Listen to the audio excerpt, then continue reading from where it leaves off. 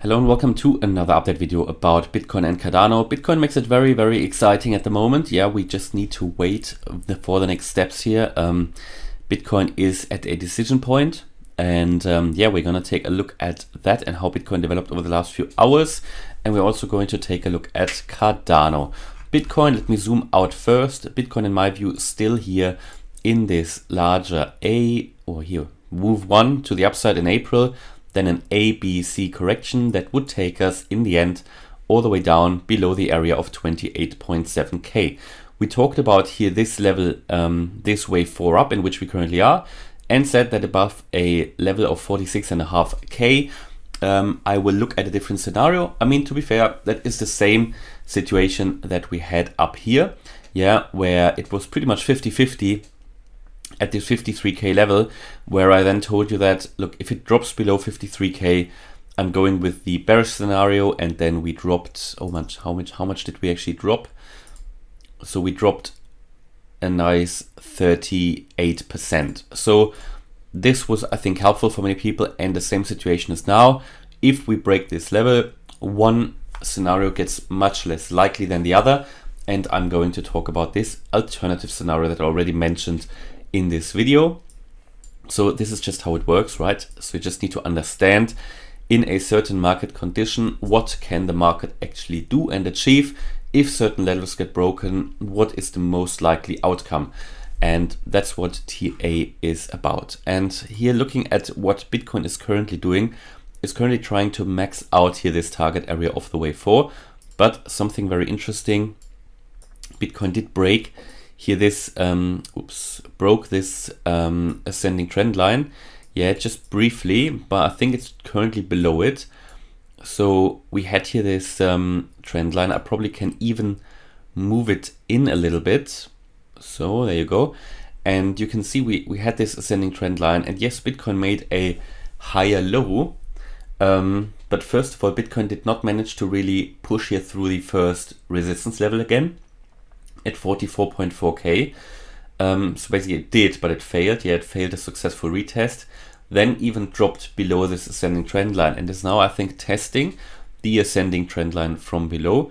And that could take, if Bitcoin can't push higher here, and if that retest is successful, we already see a red candle here emerging on the 1 hour chart. That could take really the price down further. Okay, so that is something to be aware of. Bitcoin overall made a lower high here compared to the previous one, 2 lower highs, then made a higher high compared to that one, but now it lost that trend line. And if that trend line, as I said, is now retested from below, it could come down, and the next support I would expect at 42.7k. That is the 50-day moving average. So it remains interesting. These are the levels I currently watch out for. 42.7k is the 50-day moving average. If that is lost again, then I think we can come quite fast down again to 40.5k. And if Bitcoin really manages to push here through this resistance zone between 44.4k and 45.5, then we're gonna see Bitcoin try to break the 46.5, and if that gets broken, then my alternative scenario comes into play. Until that is the case, I still think that the wave 5 to the downside is the most likely scenario. So we just have to wait at the moment what Bitcoin is doing. It's making it interesting again and exciting, and as always, you know, it tries to max out what can happen here, and really tries to trick people around, right? So that is something we need to watch out for. Generally, I still think that the move up here looks very corrective. Yeah, very strong retracements. It just has a very corrective characteristic, especially what happened down here. Yeah.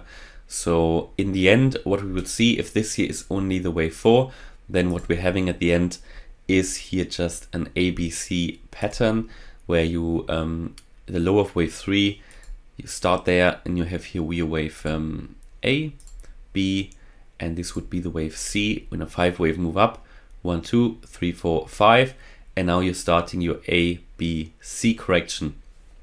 No, sorry, you had your one ABC, and now you're starting your wave 1, 2, and now you would start in your wave 3. So you've done your you've done your 1, 2, and now you start to do your wave 3 down, wave 4, 5, and we need to see how this is then unfolding.